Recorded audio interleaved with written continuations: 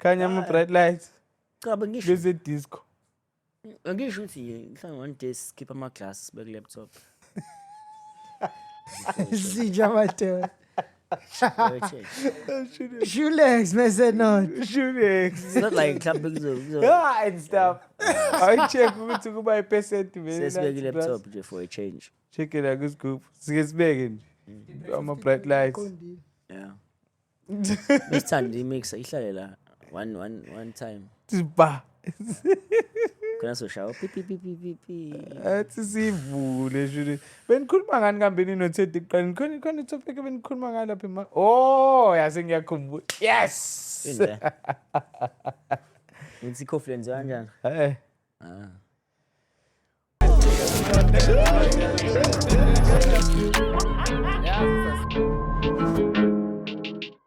Welcome to the Ins Podcast, ladies and gentlemen.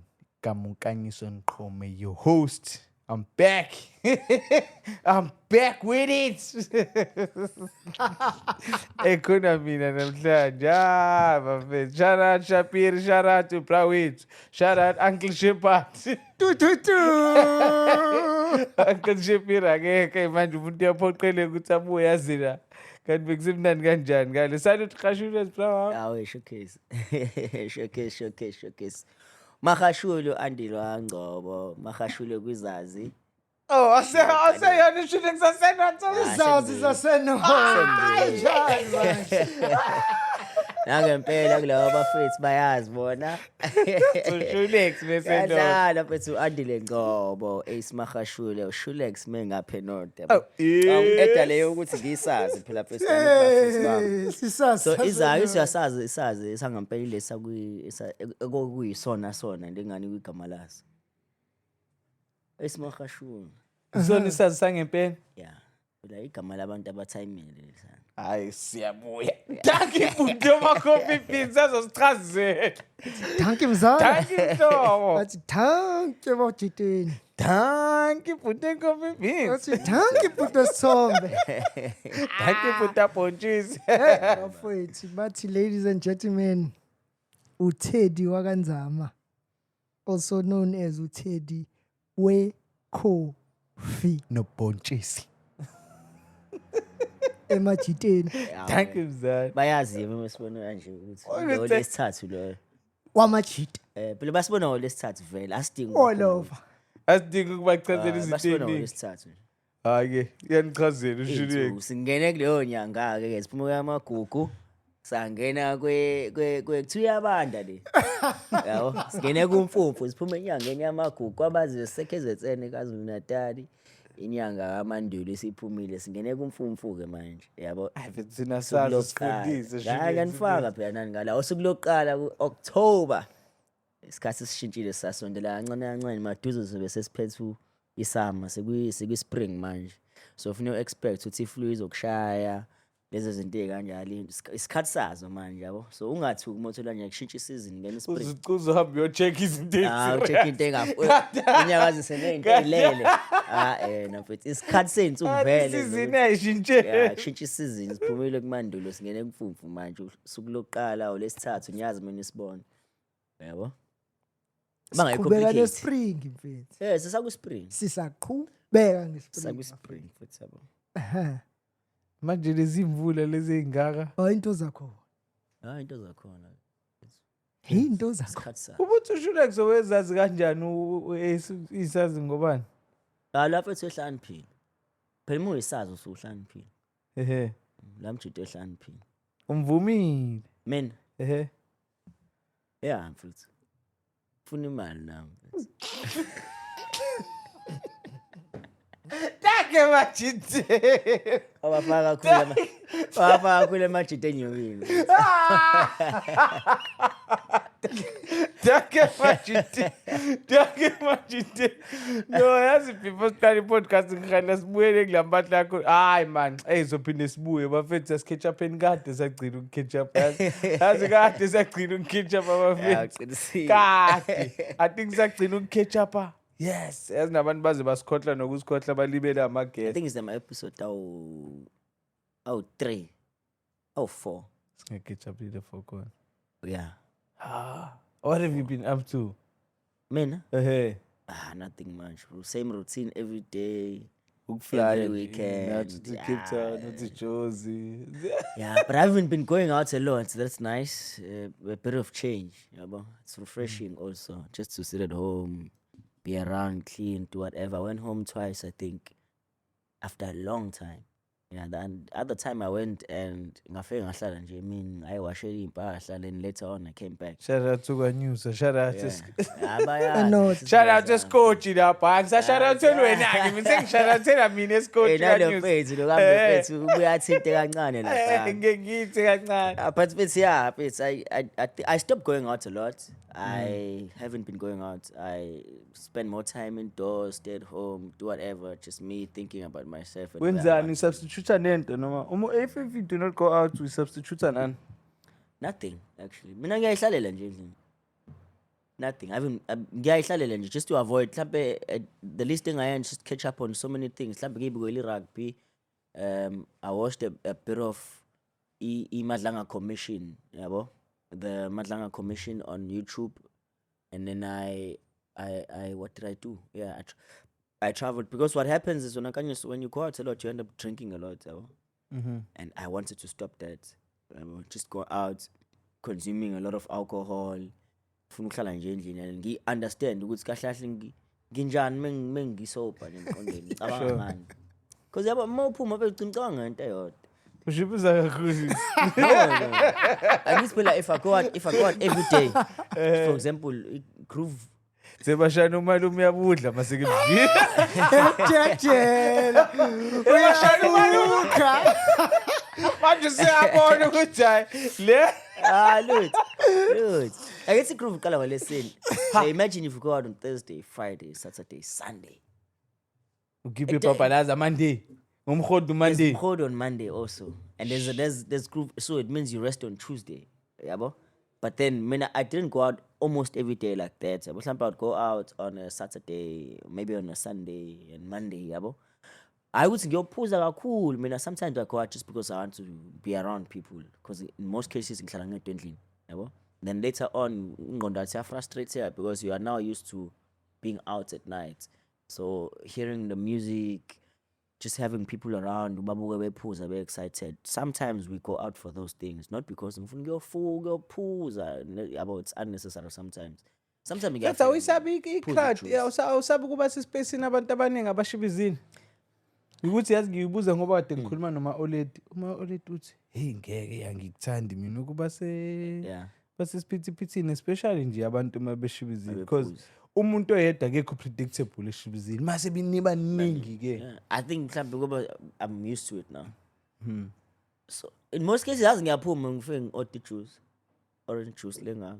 Yeah. That's class, ngifake class in and just be around people, the music. Sometimes ngibuka abantu, oh sibani wenza ukuthi, oh okay. Uzokata indaba zabantu. Sibani wenza ukuthi. No, Uzokata indaba zabantu babuke. Okay, before bengikwenza ngikhululeke. Manje seku-weird because ngiyakwenza ngibuka umuntu engibuka ngithi shit, uyitshela mhlawumbe ngiyokhuluma ngaye. Sengigade into abazenzayo makade akikho lapho. Take majidi. Akikho lapho. Ngiyaba ngisuke ngibuka ngiqalaza. So bani ba-happy nonani. Mina I don't mind ukuthi abantu benzani. But just being around people Yeah. at night, I think that's what I'm used to now. Yabo. So ngiyayihlalela nje. Yabo. Ted, what have you been up to? Yo, wagcina nini ukuketch up usakugcina ubuye eCape Town? Yeah. Hey, yeah, mina phela being around. Ngiloke ngikhona nje la Spani, F not Spani. Yeah, ukufunda monje ngezinto Ngagcina ni prepare ne-championship. Hey, mfethu ungayikhulumi leyo. Hey, leyo mfethu ayahamba inja yethu, yasirepresent umjororo mfethu. Roro bangena Umjororo mfethu. Wayithola i-top 10 mfethu. So, yeah, mfethu. Nepatla khuluma It was ngathi. a proud moment. nje. Ekhofi. Ehhe, Esespani. Yes, Yeah. Starbucks. Yeah. Ngiyakhumbula nje. Ngiyakhumbula isikhombisa ethe buku njami sebhanoyi. Hey mfethu, Yeah, bad hayi nje I'm top 10 mfethu yangena mfethu. So, yeah, it's a proud moment, yabo. Yeah. Ngoba the previous year asiyenzanga top 10. Angithi yabo. Onaphuma For area. the first time ever. Angithi yabo. So njami sibuselile khona. and nangendlela nje phethe ayiphathe ngayo Yeah. throughout. He was calm, easy. Eshaya ne-content. Yeah, phethe yonke into imnandi. Ubone ukuthi Angithi yabo, uya-enjoy bemnandi, at was enjoyile, he had fun, and I think futhi kube ikona nje ukuthi mfethu masungene ku top 10 ke. So sekuhamba knockout round. Yeah. Yabo. So kuya ngokuthi ubani uscore the most points and then Sure. uyadlula. Yabo. Hayi ukuthi wena mhlawumbe ufatha uzile because naye waphusha yonke into kahle ngendlela egrand. Kuyikona ukuthi laba abamshiya they had better points than yena. Angithi yabo. But umjidai it was easy. Yiphi enye uba ibambile this year. Phela simbongele naye mfethu. Oh, this French. year, French lady mfethu. Hey, amantombazana asihupha kulamalanga. Serious? Yabo this pass. Hey, cine nguphuthi.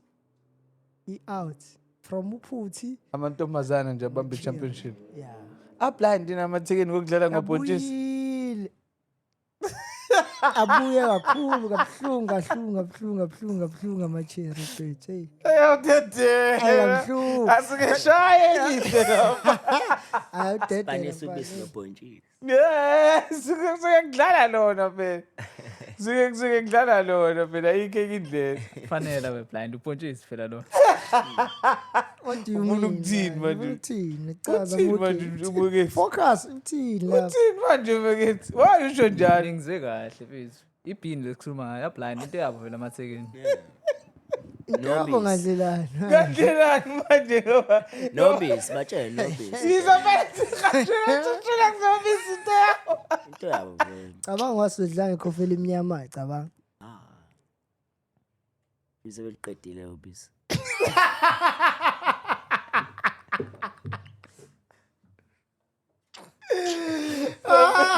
Yathi senizopuma kakhulu emgqeni. Yathi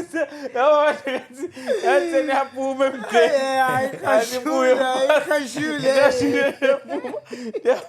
Efethu ethenda ngingabona into ethi ilokhunjani siya because of leya mpahla leya ngale. Ngathi beteleka kakhulu i-company ngathi siyashayeka. Kanjani manje? Akanje bakuteleka phela le.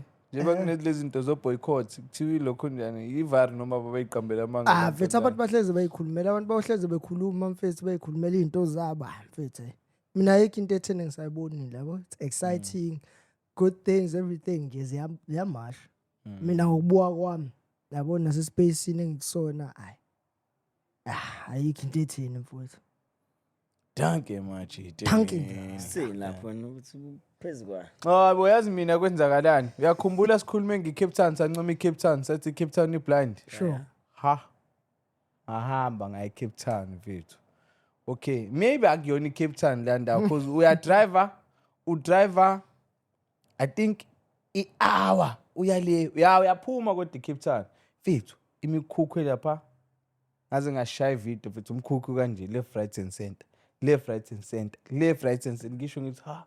Hour. Fethu. Our drive this Ekapa fethu amakasa akhona maningi. But Kuyafana ayimikhukhu nathi. kodwa into enkinga. Yeah, angithi Imini unosuka bho you drove from town to this place. So sisuke airport. standard. Siya le. No standard. La car. ngithi Also siya. Yeah. Cape Town. Ngiyayikhohlwa le Hayi, ndawo. Mawulenda. Yabo Mawulenda phela. Plant inamafama so uyabona ukuthi alama informal settlement lawo abantu abasebenzela lezi ndawo lezi eziblind. Yeah. Yabo because abanye ababona bewalka nje into distance serious. So lento ngikhumbuze lempahla le ayishow mahle ukuthi at least eKZN ugovernment ukanye kwezinye indawo yakwazi ukwenzela abantu ama-RDP houses.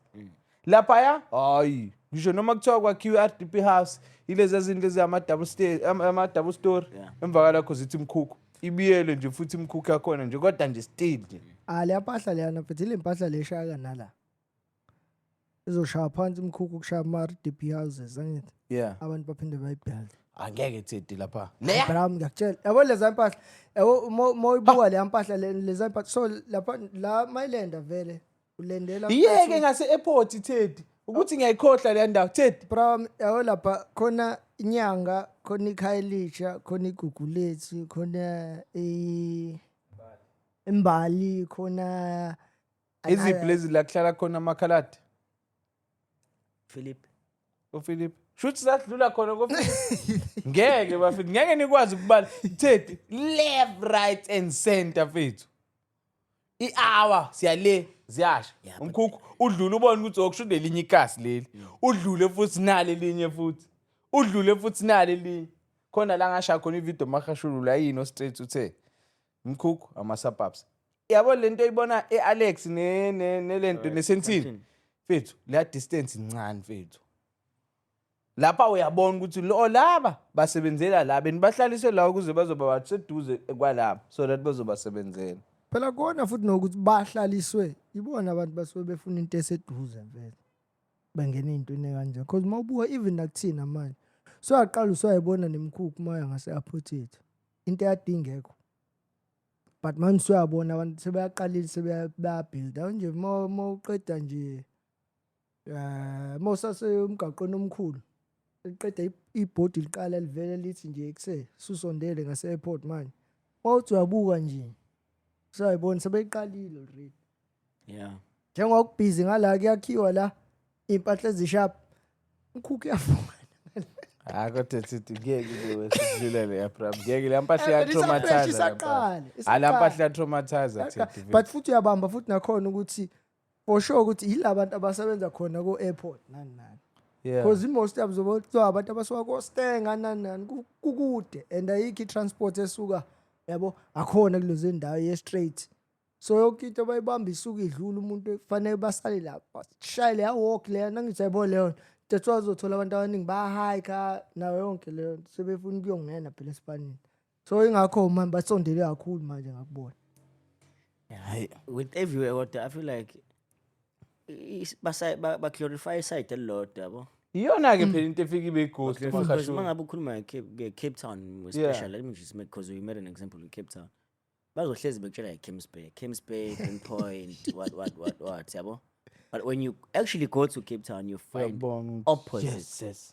Opposites. ngeke Yeah, bafethu because one, they've always sold Cape Town as a holiday destination.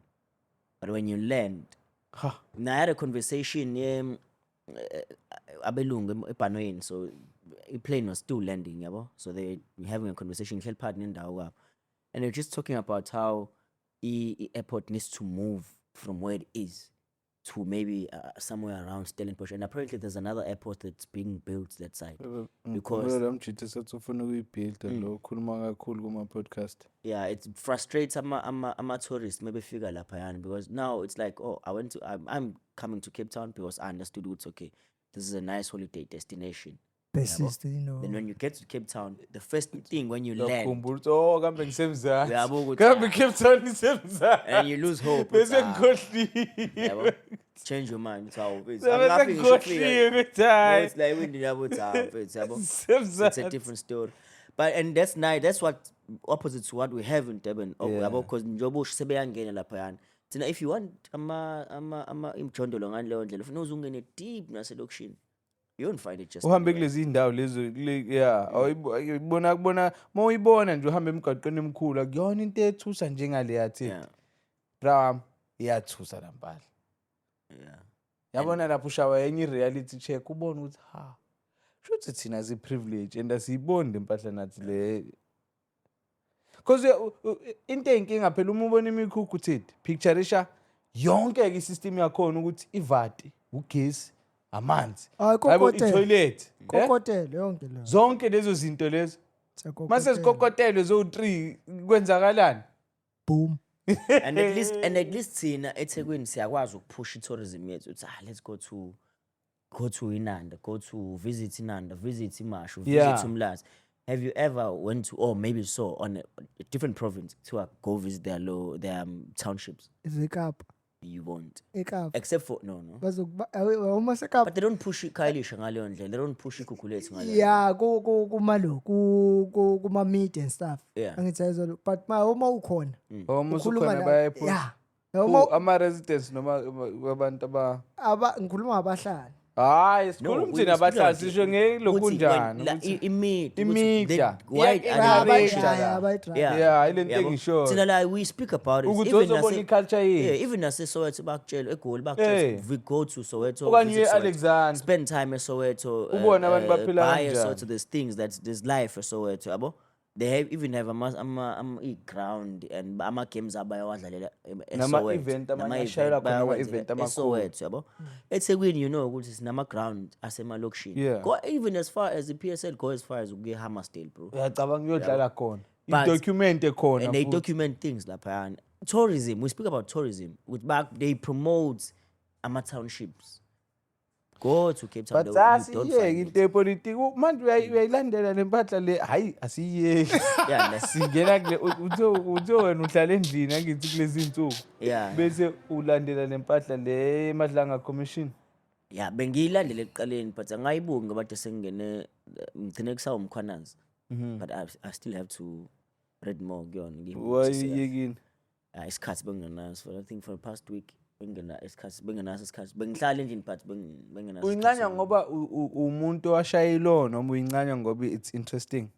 Ngincanywa I've always loved into kanjena. Yeah. Yeah, for a long time.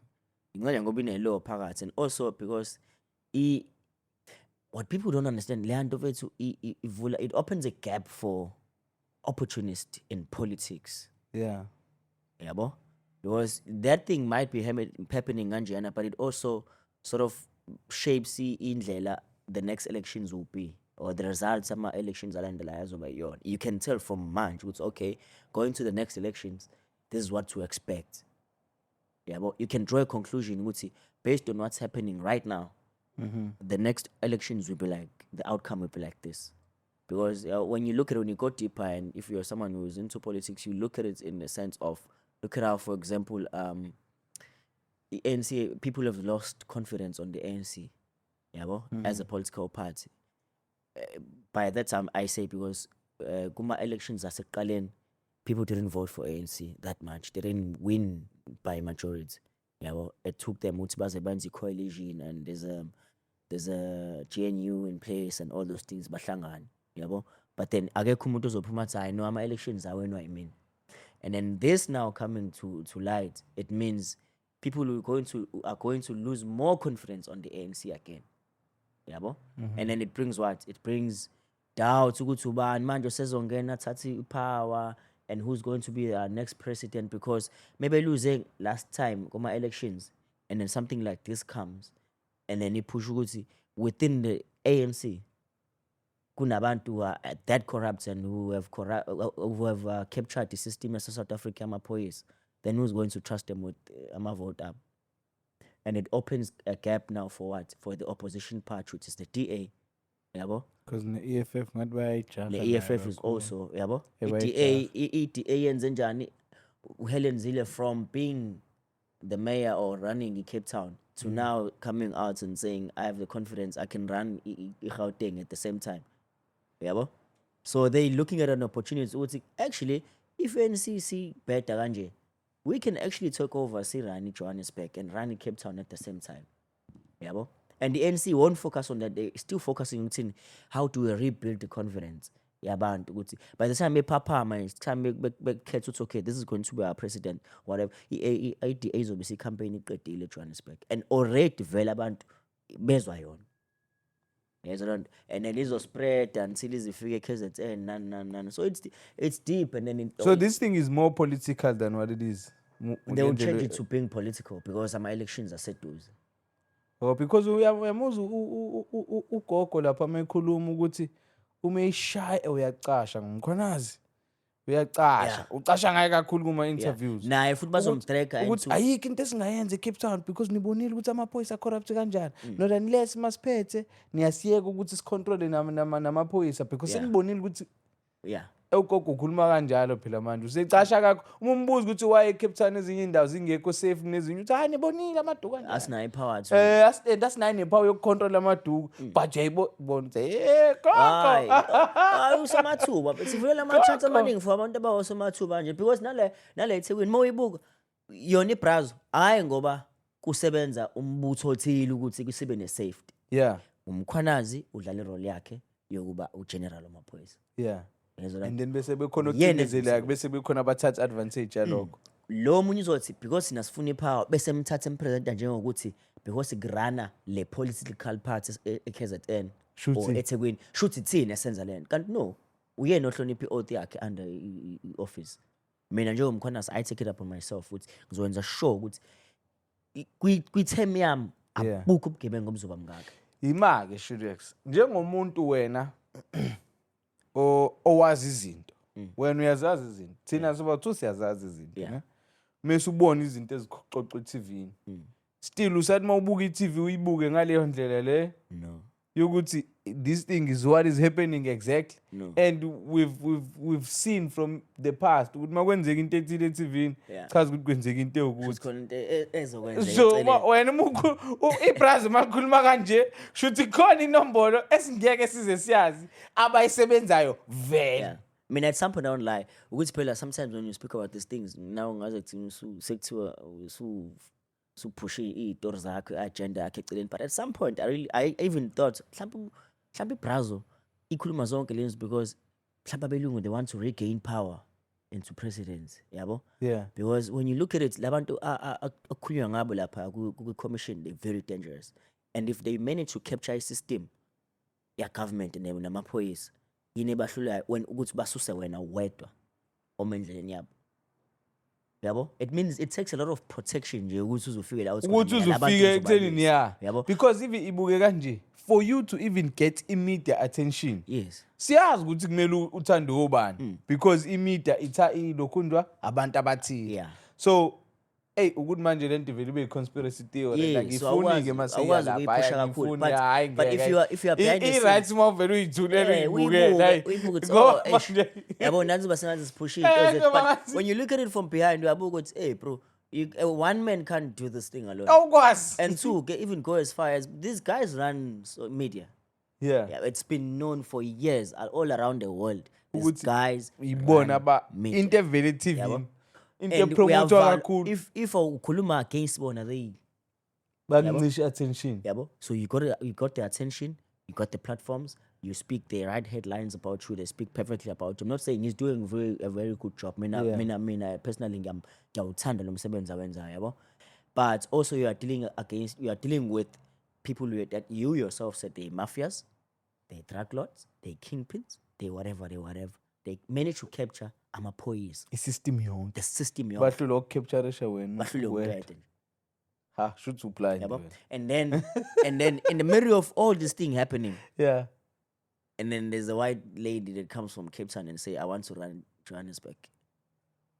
Around the same time when Bese malibuzwa ukuthi why kukhona ama gangsterism eCape Town ku dangerous kangaka lithi hayi nibonile ukuthi kunjani. Yeah. Nibonile ukuthi but I'm glorifying this guy ukuthi wenza Spanish. wenza umsebenzi ongcono. Take bras.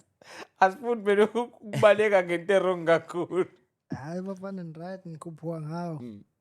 Mina ngikho kangakanani kwezepolitiki. Okayilandele Akekho naze TV nakekho nakuma social media ibukela le.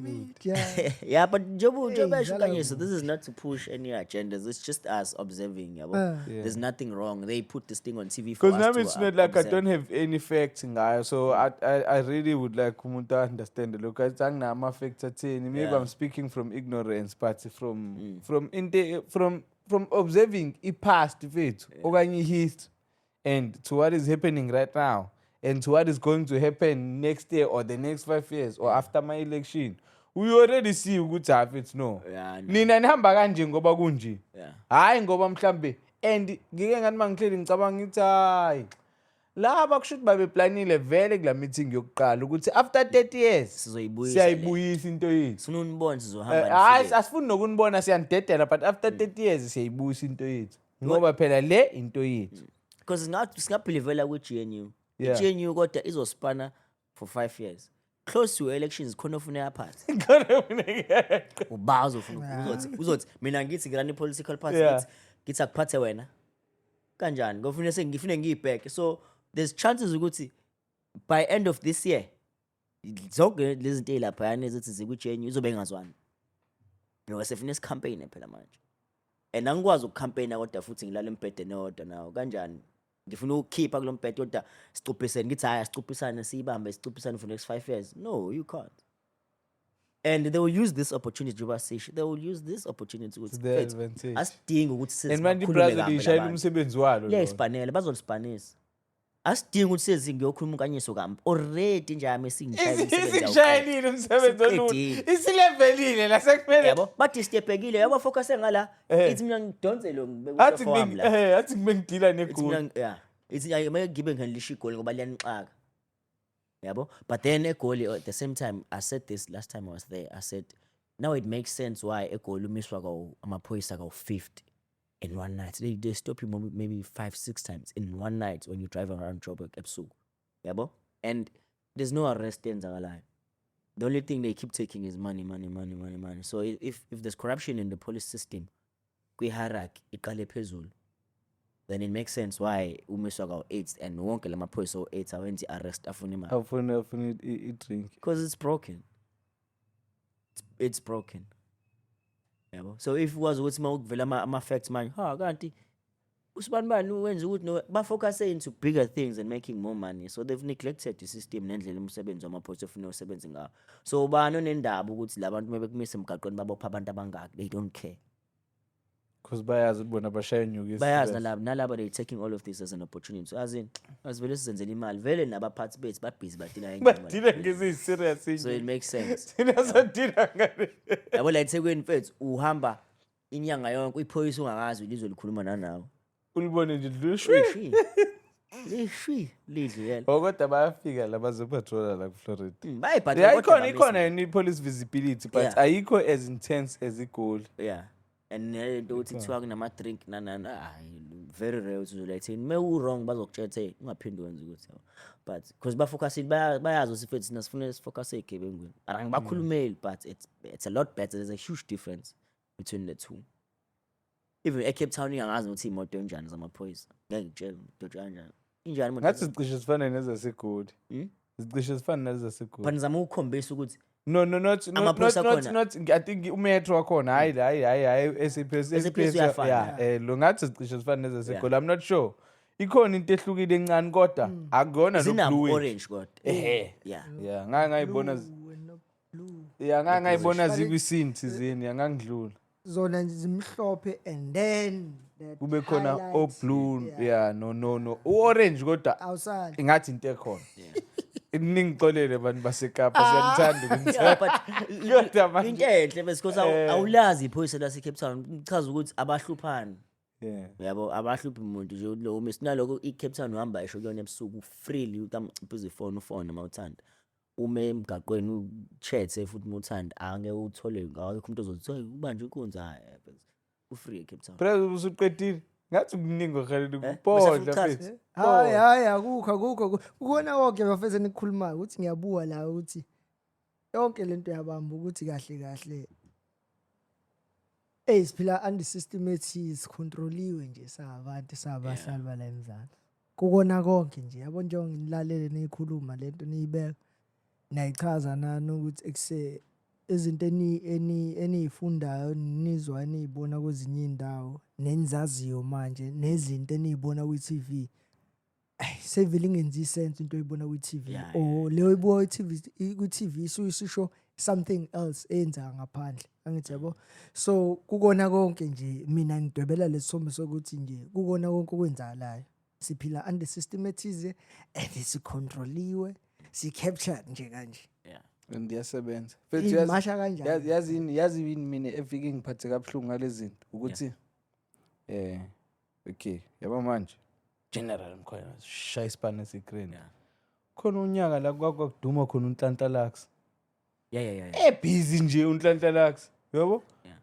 Khona unyaka la uJuju uMalembe wayebhizi nje eliqhawe lethu mfethu sibone ukuthi abonake la hayi samasha bona uthi ondluza hayi ngeke hayi niyasikhipha niyasitakula ke manje kuhluphekini kwa baba Ipi brazo baba Nqozela yabo nalo mfethu sasangana salivuma balutha abantu yabo livunyiwe yayizwa lento Mr President manje before abu president fethu Yeah. babekhala ngaye abantu bethi ayithemba lethu leli Yeah. wadwala yabo manje Sikhala ngaye side it's opposite. yes before uncamalala kedlehlekisa baba before angena abu president babekhala ngaye abantu mayephuma kodwa Zuma must fall so mina ngikhuluma ngezinto eziyiphatheni ukuthi ngicasulwa ukuthi lento iqala ngendlela efanayo iphele ngendlela efanayo qale ngendlela efanayo iphele ngendlela efanayo kwaqala uZondo commission ngendlela efanayo izophela ngendlela efanayo ngathi sikwiloop nje ukuthi unyaka nonyaka kumele sibe ne-event ezos-exciter mesiphelelwe i-momentum bese Difference ngayo uNhlanhla lakhe isitori sakhe mfethu because vele he was not elected ukuthi abe lapha yana so he was just a normal person njengawo wonke umuntu. Mfethu, He had no powers to do anything into except e-ghost to act in good yazi faith. He into was e-ghost- acting in good faith. yazi into eghost when you are immersed kulezi ayitori usilandele awuyambona uNhlanhla lakhe sezoyisave ilizwe Yeah. uma umlandela uyibuka kahle into yakho uyambona ukuthi awuzoyishintsha eSouth Africa lo mjini System, yeah. uyoyishintsha yonke isystem Yeah, but that's why ngithi uthi inkinga ke uyabheka ngokuthi 4 am ekuseni boom yeah. nya indaba yakhe emva kwalapho cha kanti The reason why ke abantu abanjengo Brazo Mkhwanazi nabanjengo Malema no Zoom. Okay, let me leave out the presidents. Let me leave out Malema. Mhlambe say umuntu onjengo Nhlanhla Lux nalomjida wale yasho le yama drugs. ya uyabona nje bonke labo Yabo bantu lonje. Lawo majida they won't survive for long because they don't have the powers. yeah So if you've already captured the amaphoyisa, yeah say for example in Joburg as it is right now. yeah Yabo, you've already captured amaphoyisa. You ride in police registered vehicles. Imoto zakho register lapha. I should basically you're an official yourself, but you're a criminal. Yabo? So if Teddy comes to you and say you can't do this because go wrong and he states whatever he wants to say, and then whereas when you go to Teddy, he has no powers of saying this thing, but it's just acting in good faith. I can have so many followers, but if I can't back it up, lo mjida already capture the system angavuka kusasa athi cela nimvale yonke lento ayenza atshele the same police oyitshela ukuthi wena uyawasiza ukuthi hey aningithulisela lo muntu uyahlupha yeah avuka amaphoyisa ayobopha wena supposedly you are acting in good faith wenzela umsebenzi wawo imaki bakutshela ukuthi you've overstepped ama-boundaries. according to this ne wena uthi irazo li-reveale abantu abacapturishe isystem Yes. eyabani isystem yase-South Africa Eyakhulumeni. hayi Yethu. no Thina phela. no eyababu lo wahamba wayohlangana noTrump Oh, you mean so like that?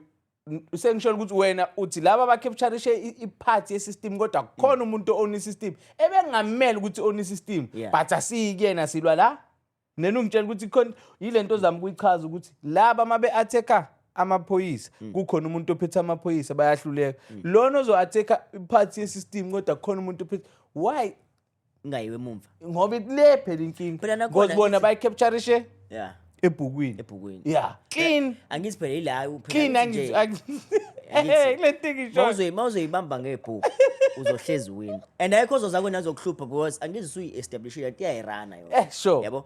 But you make sure ukuthi ibhuku lakho here and there kufanele libe bakhumbuza ukuthi hey usuwenza into wrong. Hey usuwenza into wrong. yeah Yabo? so sele bakhumbuza Yeah, manje lebakhumbuza manje ibhuku ukuthi hey you're not supposed to be doing this because immediately mekwayenza ngaphandle webhuku wafuna ukuyibamba ngenkani. Inkani izokwenza ukuthi ungi-intimidate mina la. So kufanele ngihlale kukhumbuza ukuthi who's running the show. sure Ukuze kukhumbuze ukuthi who's running the show. Akufuneki ngize direct kukhumbule la mina ngila. Ngifune ngiyowenza imali akunasikhathi solonke. sokuthi mengijahana Ngijahana nawe yabo. so ngokushaya ngezinto sengishaya ezincane ngale- usufike ekugcineni ke Awulungise manje lapha, razi yabo. yasesiqedile Awulungise ngawuphuma lapha. Because uma uyibuka onhlanhla lakhe phela babengayithinti bro enkulu. So yayingenani. nayo le athi le yangenzi yabo Hayi le ibithinte because iyang-intimidate. Mayisi capture shonke le shande sayibusela kuyona. It means mina njenge mastermind. sengibanjisela report lo manje kuwena. he Yabo? kanti angikudingi Angikudingi uze angikususe ubukhumbule ukuthi ubuyele endleleni yakho. Indlela yakho ukuze ngizodila nayo kahle. Lento obuyenza kubani? uyacabanga ukuthi khona i-puppet master yabo thina silwa nale puppet master le enye edlaliswa yile puppet master kodwa bese sithi we are fighting a bigger cause so that's why yonke lento enzakalayo ngiyibone ngazi ukuthi umsindo Umsindo wena. Thithi size siyoteleka le. Yila sithi hayi kuyabona ke manje. Ingakho But zimbalwa ke izinto ezifike zinokhe lapha. ingakho ngithi mina angithi bona lapha emumva barealize ukuthi hayi ke sesibathola la befuna khona. Yeah. One, they've lost confidence in themselves. Yeah. Abasayithembi bona. Njengoba bengasayithembi bona. Ikulungile abaqhubeke balo kanje. Thina let's focus on bigger things, bigger issues, which is running the country. Yeah. But disturbed babuka yonke le nto. How do you run the country? Okay, because asekho umuntu ofisi. Systems Yeah. Change ama laws. Awusekho futhi thina nirun iJohannesburg. Ithi singene thina sirun idile nezinto zenu wena. Nibe nixabana. Nibe nidila nama politics nama fictions Yeah, nama asikho lapho politics. thina. Nibe nidila nama political killings, nibe nicoca indaba zama drugs, nibe nithini thina sonibambe la. Sobe sibambe. Bese sishintsha iconstitution, bese sishintsha imithetho serious. Ukuthi afavor thina. By the time niphaphama nina iJohannesburg yarun smoothie. And inama system. Yeah. And abantu bayayibona ukuthi rana smooth one sakwazi kuyiphazamisa ngoba nabo sebeyabona ukuthi hayi ngeke. Anginje manje thina vulnerable sihlela vulnerable sukubona umuntu ozoyibamba lento iqina. Nina isikhathi niqeda ukulwa lapha thina siyabacula labantu awuma basisiza. Basilethela ugesi namanzi nama toilet. Basisiza. Basasinikeza negrant Uyangena ama photos clean wonke. Kuyashanelwa kwenza yonke into. Ugesi awuhambi. Iclean yonke isystem. Uyishi uzoteleka kanjani ukuthi ba wrong labantu? So sibuyisela wena kade usifake kwi-machine imisho ngaka. Ngeke.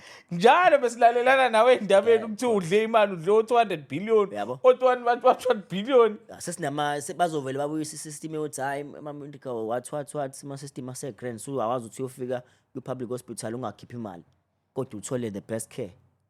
Ba improve. Ha. Angithi wena mufika manje ikunikeza uzofika uthathe kwayona leyo mali ye-best care. Uyithatha ibe ngakwena xa laba bebegula mfethu hey. Animanize amaphilisi awu 2 3 4 ukuthi badile nepain. Yabo? Wena manje usu edimbed esibedlela. Yezwa so le nto mfethu sister ayibethi show. Sengako ngithi mfethu mina ngicela ngiyibukele uYouTube ama influencer kunokuthi ngibukele ama. Hayi show. Show.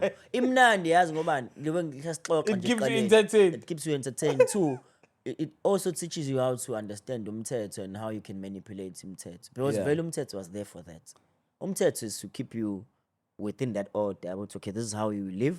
These are laws for you to abide by. So whatever you do, just make sure you don't overstep. And then after, but you can do here and there because it also favors you. Whatever you do, you can protect yourself using the very same umthetho. Lokuvuma now. Phikisa namhlanje we can't do this, but if I do it, I can also use it to protect him against lokhu kuthiwa ngikwazi ukwenza. So that's why they said rules are there to be broken. The law same is there for you to manipulate and move around. So if you are able to maneuver around, that's what EFF has always been doing. They go to parliaments, they say whatever they want to say, and then they take freedom of speech and expression and they say, but this is the law. I can say whatever because I have a freedom and a right to express myself and whatever bafunungisho. They protect it. So when the very same law says I have a freedom of speech. But you can't say it's in a parliamentary setting, then that's not a law. Those are bylaws to govern the parliament now. And whatever it's all like, usungayisebenzisa for me ukuthi ungrule but in parliament. That's why parliament is okay because wenze kanje wahlupha it's a sick keep namhlanje. But there's no prosecution ukuthi akade thuka inhlambe parliament no. So it's different, we'd say. Mfethu ngeke. Julie. Athi kulinde ukadarisha amadoda sophola sibhala u4. Uyedlule nje imoto lasikulinde ukuyicabanga usithi uvona akasikwazi ukudla kanje. Ngilalele ngiyanizwa bafethu. Ngilalele ngiyanizwa niyakhuluma bafethu. And njengowanisho nani bafethu uthi hayi umsindo vele lo. Umsindo mfethu. Umsindo lento nje mfethu. No big nice. Awu lapha it's like isiphile story se WhatsApp, Instagram yabo. They are 24 hours and then embalo gone. Sipheli. Angithi yabo. So umsindo nje mfethu. Sometimes it doesn't make sense. Yeah, it doesn't. Sometimes izinto bafethu umsindo nje mfethu enyazo because wayena uMagriza mfethu noma nganikwe iJoseph mawucabanga ayiclean hill bro. Phela ngeke usebenze yonke indawo. Fana sendlini mfethu. le nto ifana nasenkundleni Beclean wena Yayizolo- uclean ihip. Ayigreza kodwa ngeke igreza likhona into Usho ukuthi engayenza. Kodwa lingaqina. ngisho ukuthi angifuni phela ukukhuluma ngazo ukuthi manje ngithemba igrease ukuthi Ya, lingayenza ngithembe ngcono le. ukukhohlakala kwalo ukuthi lingafokopisa kwasana. Thathise njengenkundla Hayi, nawe ngasikhalisa Ted Lane. isicathulo le yabandla. inkundla wefethu uyakwazi ukuclean inkundla but lela khona lizosala Yeah. yayizwa loo nto Mm. uyishaya inkundla uyiqeda uthi hayi sengiqedile ama-window sill wakhohliwe yayizwa loo nto but angisho ukuthi mhlawumbe lingenza kangcono ngiyabizwa. Nalo igreeza kodwa kukhona into elayikhuluma ku-interview lathi it will take 20 years ukuthi li-improve igoli ngathi hayi Thank you. kanti phela umuntu uphatha Aye. 4 years okanye Uqedile. manje wayefuna Usekutshelile wayefuna ukuthi sikunike yena u-20 u-20. for wena. Sengiqedile. Low Shouthi key wena ufuna siyakutshela ukusigibela kahle, usiphindile. mina. Sifuna Mina wena ngidlala 20 usiphindile ukuze ningijaje kahle Yeah. nginikeni u-20. le term ya 4-5 years angeke ngisebenzele kahle kahle ngikhampeni already ngiyanika isithombe ukuthi mina kodwa ngidinga nebras uGaten nokwafika sathemba mfethu uthi hey mfethu njami emva lapho nje nya uvela nje makukhona into ethile yabo Yebo. athi nje bayibambisa isport mfethu wathi uyabamba Damn it. isport Danke Machite danke Makashule. danke ehlala isport Tamam yokinga baba kuyinto eserious esadila ngayo dile nama podcast whatever race awuyikhuluma ucasa ukuyafa manje uthi hayi wayiphuma kwayona kuleyo GNU uyabona ukuthi bese kushaya ama decisions engiyo ngaphethe ababhekeza amfaka kudlala siyabona mfethu awudlale lapha na sports Ozebuya zothi le podcast ayivala Abazivala ngempela. Shule sikhosta uyibeka ngekindlela awubuzi ibeka kanje besiqondile kunezinto eziserious Dilo ekukhula nazo udilo sekuvala ama podcast what do you mean Usho vele uyadlala nayo into edlala futhi awuthathi nazo siphatha sports hey kahle makashule Oh, hey kahle makashule yalelo akahlangana naye cabanga lapha ePE awucaze kuthiwa lapho lirelaxeleni wow he was very welcoming bro why he came up to us so hayi uyababona abantu ukuthi basuke besisipanini sabo basebenza umsebenzi basebenza ingakho sithi apha siyabona ukuthi niyanenza umsebenzini It's like everything yazi ukuthi angazi noma we notice ukuze umuntu when you say something on a podcast yeah then there's a backlash everyone say no this was wrong whatever this podcast someone said this and someone cancelled culture whatever but when you meet them in person it's a different story sengiyathi nje so we out normal because now you usuyabona lo mjidi uyaphila yabo now it's the same thing now you can say whatever but ekugcineni it's a back you securing your own back say understand now njalo Exactly. Isaka liyavuka. I understand how uyaspana mfethu mase uphumule esipana siyazi ukuthi hayi mfethu lo mfethu sephumule esipana asikhulume nje hours 2 hours siphatha abantu See. sibize senje istathe Yabo. Hey. irazi ujuju la nokudijana Wayizwa maseliphumile yacabanga sesimbekele uJuju seyo president anti wait unegig shubile lapho wathi ngine MC yaphinda azodijana ngemuva uyayicabanga mntana omphatha kuthi irazi kusuke seliphumile vele yayizwa esiphatha lo kwambutho ukuphathela upapapeni ukhona lapha umbutho usembutho unesay Limhliseni makashula namhlanje. kade ekhanile kubalanda Shirex abakuphucuma thina Limhliseni makashula. It's what- uthi umbutho ke manje wona useqonda ngqo embutheni Oh, you can't be wrong for that. They're subjecting us to those things. In parliament, you go to parliament, there's actors. uringo wafele lapho In, uringo you go to parliament, there's musicians. Okay, asithi manje kunebomb in South Africa. How are they going to solve that? The only way to solve it, let's make a global song. Because why? That's the only language they understand. No, Let's but make a global song about I peace. think abanye babo they come in as a voice from ama industry masses, wabo, yes. yes. Ama industry abakuwona Yes. to protect lapho. Also, I'm not saying Abanye I'm not phela- saying about loot. I'm just saying if you have a big following in music, obviously Jobusha now, Yeah. we want you to come over and use you to speak to your masses, yeah, but whoever follows you. It sounds better if you show when. Yeah. Yabo.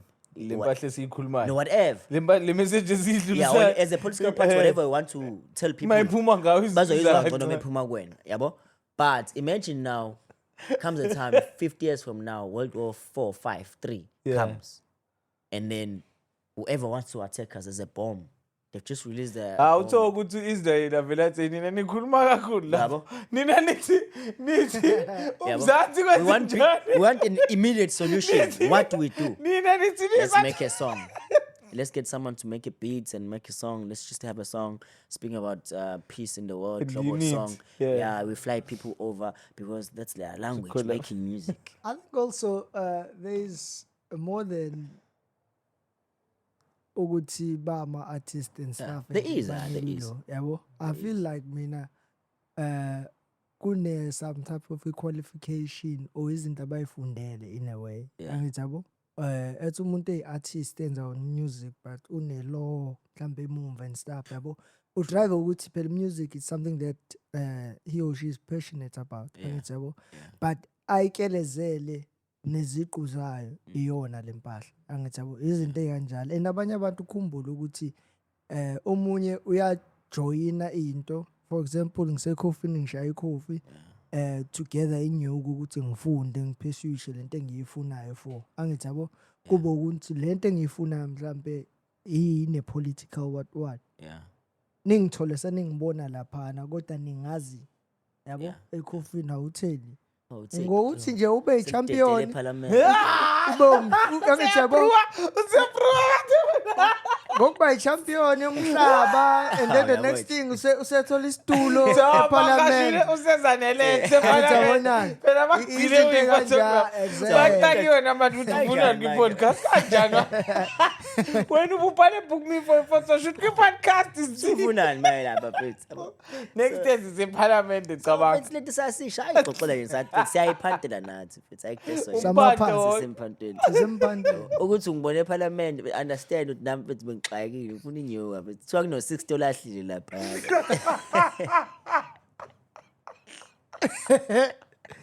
ade phakathi and yazi mawuyibukisisa kahle kuhani yabo mawuyibukana kahle lo muntu oyena ovoice lempahla ngalendlela evoice ngayo uMakhashula abamazi ngesithombe sure. But abazi ukuthi uMakhashule uphethena yellow emuntu angithi ayezolona so lento le Makhashule wena kahle kahle ngabe umuntu oyiunderstanda kangcono ukuthi lo Papa Pen ophethe isitulo lapha ngizela ukuthi umphanto wakho useParliament kahle mfethu but uyabona yabo le umphanto wakho useParliament kahle kahle uyabona no ngiyasiza nesingisi sakho bamtshela ukuthi hayi mfethu ngiyasiza nesingisi sakho umphanto wakho kahle kahle ulele lapha shinda wethu siyaphansi lento mfethu yabo ngoba into bethu uyazi bamtshela ukuthi bekuno 6 kushaya u60 ngenyanga lapha mfethu uyabuka ukuthi ha yabo impilo yami yalunga ethi ngiyongena lapha ngishaya u60 izinto ziyaqaqe ngalo 60 ngakhavi but that's why ngibuyela kule movie uthi akhuluma uqale ngathi mfethu igcineni we operate ngaleyo mindset we're trying dog we're trying whatever because these guys have taken so much from us and they've made us lose hope ukuthi one day mfethu izinto zethu zizolunga ngale ndlela esifuna ukulunga because kunokuthi kube ngcono kuba worse. Okay, so this is my point again is if we are dealing with abantu ne abenza izinto strategically why are we not doing the same thing? I'm asking this because oqonqa abantu abazi history kanye abazi kangcono bazoba bazi ukuthi ubani babesuka kuphi laba abakwazi ukuthi bathathe over yabo bayishaya lento ngestrategy basishaya ngoba thina sinobuntu yabo bawina ngoba mhlambe babe great benani base ngayibeka ngendlela abayibeka ngayo yabo bashaya ngestrategy bashaya to an extent ukuthi kwaze kwakhala nabantu pheshe ukuthi ayixolani phela manje banikezeni inkululeko yabo labantu basidedelela inkululeko kodwa nayo bayidedela nestrategy. So now mase siyitholile lo nkululeko asizi nama strategy ukuthi si maintain siyaboxa babuyile manje bayasikhombisa obona uyabona ukuthi akukhona istrategy si in play la khona into abazoyifaka khona into ezofakwa kodwa manje ifakwa ngale ndlela lokuthi nina uzani nizobuka la TV nangu umkhwanazi eshayilo khona nanzi imadlanga commission Yeah. anibuke la nibe entertain nilandele every day niposte ngayo nizi entertain mawukuthi kanjani ubuke lezi ezinye izinto esininikeza zona kodwa thina so why odak bengenzi the very same thing yokuthi Strategizing. yeah while kunje babe strategize ukuthi how are we going to make sure ukuthi But yeah, abantu who were part of Ugwina, who were given, because that's how we want to look at it, yabo, who were given the chance for us to start over. yeah We asibathembanga, yabo. One, remember ngathi sinikezwe lento sinikezwe vele is frustrated. Yabo, sifuna ushintsho manje. But when you speak about change, it's easy for you to speak about change for everyone else now. Then get an opportunity to act and do right, and then you immediately think ukuthi ayazi invest lapha ekhaya ngakhile. So semalini manje uyacanga ukuthi hey fuck ekhaya ngakhile mfethu. Yabo? Let me just take this money and do something for myself. Then vele ngino 30 years for example ukuthi ngiyilungise lento. By the time uphaphama kulo 30 years bakunikeza u4. Yaphaphama kulo 4 usakhile indlu yakini ayiphelile. Yabo? Laba uyibona bona babenikezwe ichance. Mhlambe babengaplana ba strategize. Mhlambe that's the main reason why ubaba uMsholozi engafuni ukuphuma, because he wants to stick to the plan. Yabo?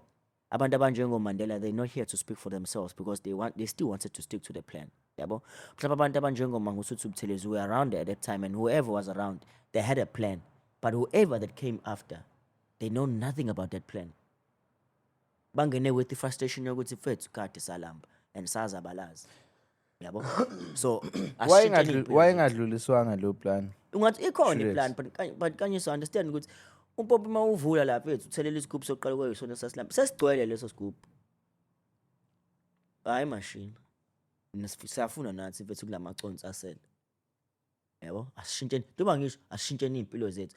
We might singaba neplan, but it won't be the same njengokuthi wena wena so when uyazi ushuthi plan. kushuthi le losing fight kahle ushuthi nje siyilokho njana isismashe Hayi out mfethu out kanyeso ungaqala iempire manje.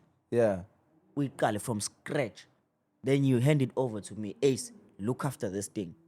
Do you think my interest will be the same as yours? never no They will never be the same. yeah Yabo? Mhlampe if I was part of that plan of you making and building that whole empire, I might understand and try to protect it. But someone else that comes 2, 3, 4 generations behind you and me, they will never look at it the same. uya la si ekumele siye khona Shulex Yeah. naba abanye bayakwazi ukuthi bayishaya lento yokudlulisa izinto Yeah. yabo bayakwazi kunomndeni nje osimele ngento eyodwa nje generation to generation mina umbuzo wami uthi why lo system singayisebenzisi la because it's not like labantu abazi yabona labantu esikhuluma ngabo abakwipower abanye babo bayafundile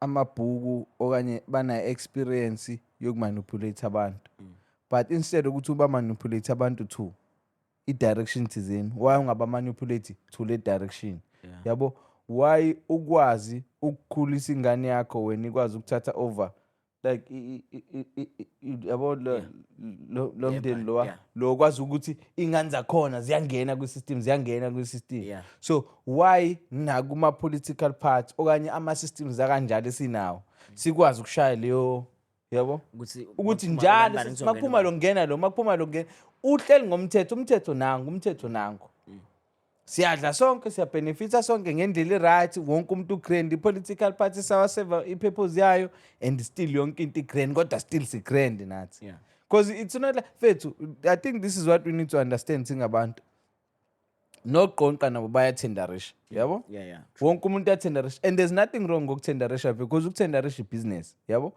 however uma usungasadeliver at all kodwa vele even if ubuthenderishile ubuzoyenza iprofit yakho usuchaza ukuthini because it's not like inyuku ubunge kuyishaye mfethu uma ushayithenda la 10 million uzophuma nemali esile uma ushayithenda la 100 million uzophuma nemali wena uma usufuna u500 million ku100 million kanye usufuna yonke ke manje usuchaza ukuthini ke Yeah. But njoba sichaza la abantu fethu la abashoyo the families washoyo and isystem yabo vele was built based ekuthenini there's no democracy yabo democracy angithi it means a voice of many people yeah yabo so if if a deciding voice so my voice out of 5 out of 6, then it means funeka ngihambe ngentando yami intando yakho, that's why intando yeningi. But you cannot build an empire ngentando yeningi. Yabo, you have to have a leader. Kumele bekhona ezoshaya Yes. isidingo. And then you guys have to dance. Yabo, if this is the direction we're taking, no one questions it. We're taking that direction. Yabo, because no one has a say. But if we intando yeningi, the minute what we South Africa is a solo government and the system is based on democracy, that's where we were wrong. Because as much as we say we want people who want all thing for the country, but then if about out of hundreds, about 8, but we don't want that, we have to move with those guys. We have no say. The majority says we're moving with the guys about to hell with the indaba yokuthi sizofaka umuntu ocabangayo. Yabo? So ikanjalo ungayirun empire yakho because ekhaya system is built based on ukuthi chieftains or hierarchy yakhona ithi if kushona lo kuzongena mina inheritance, but you can't inherit a country. So a country But by inherit, balabana by inherit straight through the exhibit. kulelizwe le Lamdeni lo baya inherit country straight yonke njengoba injalo. angithi nje vele bona bakhiwe kanjalo. Vele Bakhiwa kuphi kanjalo? there's no democracy. It's their word or nothing. So Tina, if say understand the system ukuthi kanjalo, why abantu benga Intando yeningi nje athi nathi ngifuna phuma intandweni eningi ngoba yabo awusakwazi sesi out kanye asisakwazi ngeke sasebenze yabo manje wayifaka wena wathi kuyimanje eBurkina Faso le out idle ngenkani izwe yabo ibona ukuthi lento yevote bese ayisebenzi umshini ufuna uthathe ngenkani ukuze soba grand, but ufuna ungene unaleyo nhliziyo ukuthi mfethu whatever ngizoyenzela abantu because sengikhathele. Baxayekile abantu ekugcineni wena ubabonayo uhambo lemgaqweni sabantu baxakekiwe. yabona ukuthi kuxayekiwe. Yabo? ebaxakekile abantu through exhibit. Mfethu labantu kuyaziwa all over umhlaba. Bazonikhumbula mase kuseli unyaka ukuthi kuyovota. Ubaboneke befika la emarket. Otherwise nje emarket bethu umgaqo abawusebenzisa ngoba kuyadlulwa kuona. Ne-blue light. Uyabo ashaya blue lights mfethu. Ngisho ngathi uyammisa njenge government official ngicela ukubeka uvo lami akanendaba. Seqedile ujahe emhlangano nasesentini. Done. Uzokhumbula ukuthi hayibo. Kambe mfethu kune robot elapha emarket mase sekusondele. Yabo? Thatha umshini wakho mfethu, thatha umshini uyidle ngenkani lento bese uyabakhumbula abantu. But otherwise bethi democracy mfethu iyona ezokwenza ukuthi izinto zibe nzima. I think that's why mina ngingathandi ukukhuluma kakhulu ngezinto ezinepolitiki Yeah. phakathi, Kugcina wazi ukuthi especially wena lento driver. South Africa. Sekupheli ukhuluma ngazo Yeah, sitshela leyo but Tomai. at least bethu, but I don't want it to make it too political. Yeah, you it's know? not. It's just Even namanje. it's conversations we have namachita even though ever last Yeah, so nje ingako ngahaleli entertainer kakhulu. Ingako I think okwami ukuthi ngakhumbula khona into engithi ngifuna ukuyibuza especially wena Ras. Ngazi ukuthi akakasitshela ukuthi yena bebhizi ngani zithini Hawu, kodwa bekhambi ngichaza sangena uma Ushilo nje uthi Ah, wawe Ngikepile ngahamba ngayekapa iShulex layithatha leyali buke episode uzobona. Nje ngisachaza iShulex layithatha samasha saze safika la. ukuphuca umshini. Uyayize leyo. No, bengifuna ukubuza lempahla le. Oh, cause okay, angiqale ngichaze lento bengizama ukuyichaza ukuthi instead of being too political, how do you focus ukuthi sisize isizwe, yabo, ibala lethu ukuthi likwazi ukuthi liye phambili, yabo? Ngabe singabuya futhi ngazoba nombuzo othi unamba bani wena osocabanga ukuthi kukhona onakho kungasiza isizwe? Uyaze lo mbuzo uthi ile yani ngakiyibuza kwena ke Razo ke wena Thedi ukuthi wena why ucabanga ukuthi kubalekile ukuthi thina lento esenza njengamanje even with this platform that we have, why kubalekile ukuthi sisize isizwe kanye silibele sikhuluma ngalama topics lawa wenza abantu bangeje bacabange ba reflect, yabo, bazisukume benze something. Mina feel like mfethu okubalekile ukuthi mfethu whatever that we have or we understand kumele siyibeke out there ukuthi okudingayo uzokuthatha angithi yabo nawe awukho la ukhona today because no one said something. Someone said something and then you pick up wena. That's why when ula namhlanje.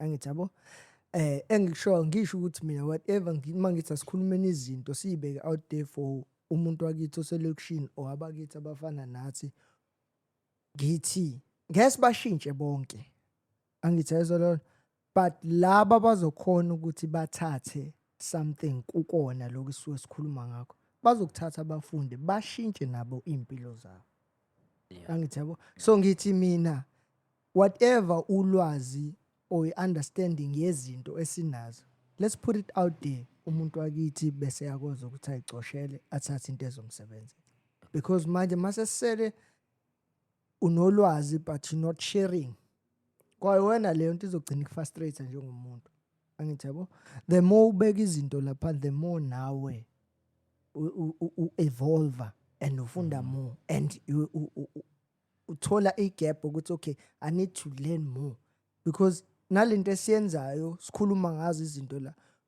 uyabona ama comments and how people are reacting towards lento esiyenzayo angithi yabo we have a fan base crazy njengamanje people that abafethu ulethatha usuvela ube kude kubona ukuthi I can't wait for the next one angithi yazo thanki siyabonga abafethu ngisenzela kona thanki siyabonga siyacosha kunjani kanjani so lokho kugodwa mfethu ikona okubalekile even ngathi uyedwa senzile umehluko kuloyo muntu oyedwa. Yeah, it's basically treating these things as a platform my information sent. Yeah, well, no one is forced to do this. Yeah, well, 2 years ago we never imagined, or maybe you did, but I never imagined myself sitting like this and speaking to someone I don't know. Yeah, well, but because we go around and we see these things and we experience, and there's people at home when you meet them, or maybe when you open our own personal platforms and they ask questions, how do you move to a point where you're able to reach that height? Then you see the need, as what's about to the lack information. And maybe having a platform like this is that bridge because you can't speak to one person at a time. But I can always use this platform to speak to everyone at home. Yeah, well, you treat this as an information send. We're not saying what we say here is correct. Sometimes we speak like this because it's things I've experienced. Sometimes it's things we think might be happening. It's not proven. This is actually what's happening. But by experience, we are able to judge. Is this going to work for me? We see the last time you said sometimes impendulo ikweni, but you need someone to give you that confidence. Would say, lento icabanga right, yabo.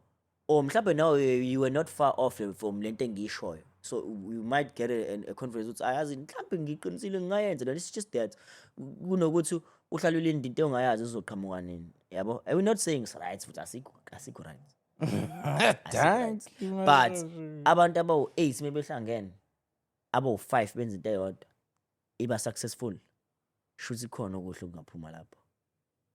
Ngiyakuzwa. Ngiyakagreblisha ngaleya torch leyana. Ngayibuza ukuthi wena usuyini wena uzocabanga ukuthi manje usune-information ovumele uyishare. I don't know. I think izinto ezenzakala ukuthi usunumber 1 yini le ngako ucabanga ukuthi wena unayo kanye uyayazi. So sekubaluleke enough ukuthi bane platform ukuthi uyishare because there's a point uma ucabanga ukuthi yazi oyireacha urealize ukuthi actually yazi fuck all angazi lutho noma kuthi uyitshele kanjani And problem kunabanye futhi abazosibuka futhi ngalendlela nawe ibeka ngakhona ukuthi ekuse bayitshela ukuthi bayazi but abazi angithi yabo ngesinye isikhathi kuke kube futhi na ukuthi indawo that we are exposed to and abantu bakithi that are not exposed to, so is sharing ukuthi okay la ongafikile khona la esengikhona izinto engi-expose kuzona kuhamba kanje angithi yabo and then ngasenye isikhathi kukona konke thina it's more of we starting the conversation for abantu bakithi angithi yabo bese ukuthi onolwazi or was better in fact uzophendula angithi aqhubeke naye ithatha ayibeke kuthiwe nalendebe angithi siyakhuluma ngezinto siraise awareness la esingazi futhi siyasho ukuthi asazi sibiza umuntu la azoyichaza leyo yabo futhi ke thina ngasho thina we are privileged we don't even have to call those people bazibonela ukuthi okay la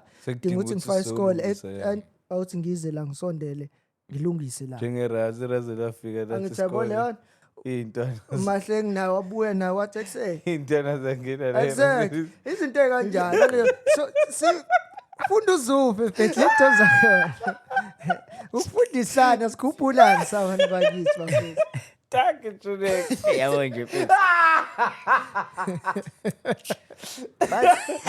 engakhulunyiwe yazi sometimes kunamagama ashisa engakhulunyiwe kunezinto nje It's manje mfethu njengoba echaza uThedi mfethu because honestly I think this episode is about that reflecting on what's been happening yabo in a few past months kuyona episode kuyona channel le podcast.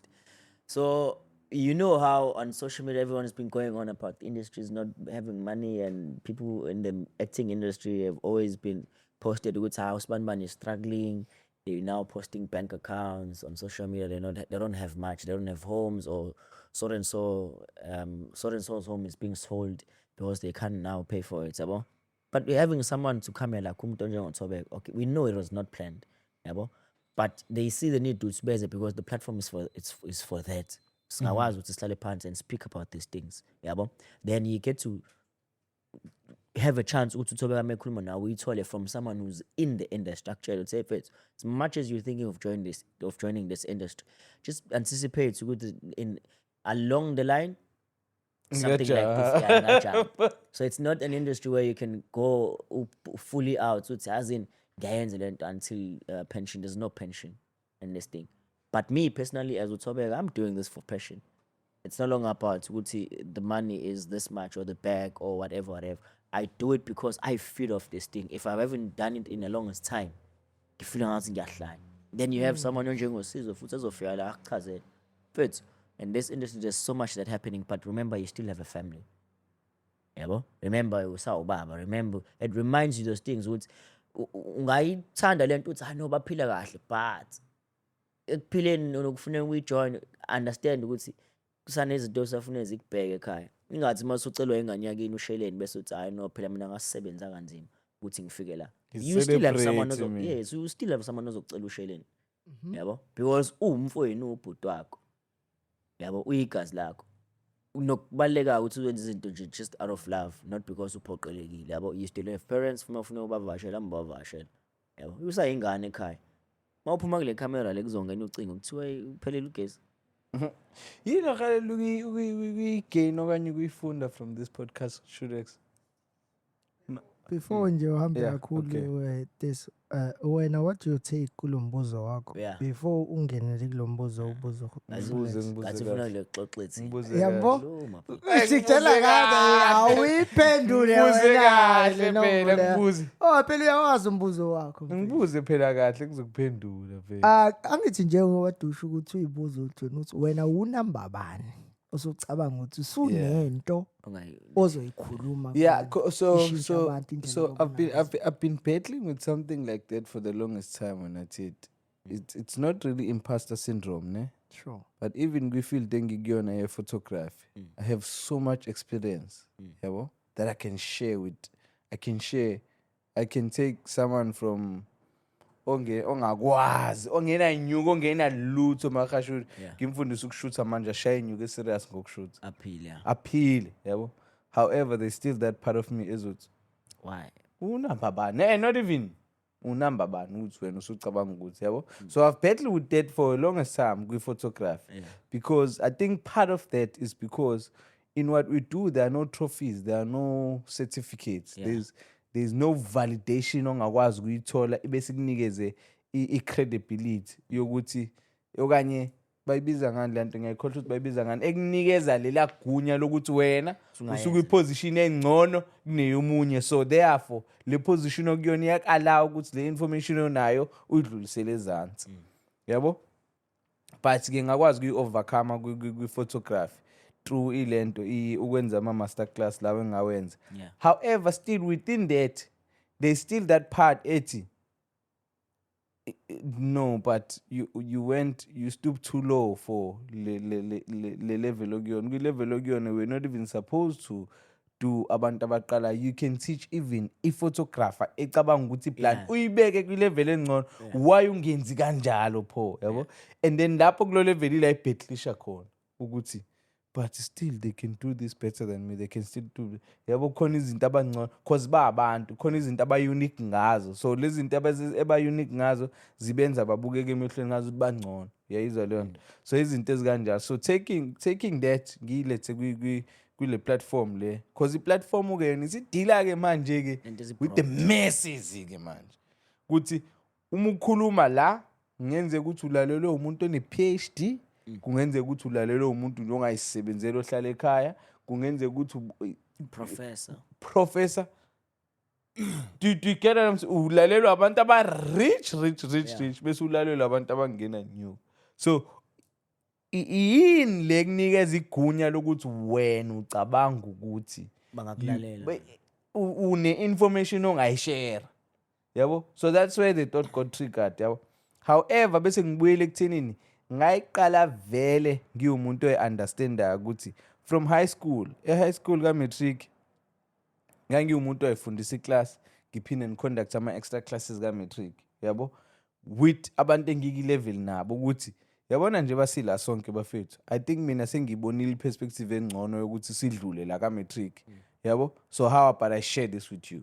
But at least then it was easy because bayabona ukuthi unkanyiso uyaphasa kunathi, so therefore masilalela unkanyiso la ayikho into ayibonayo engenza ngibe ngcono kunabo for ukuthi bangangilalela. Same thing, it goes back to the credibility ukuthi awunaso certificate esithi wena nkanyiso ukwiposition engcono kunathi, yabo?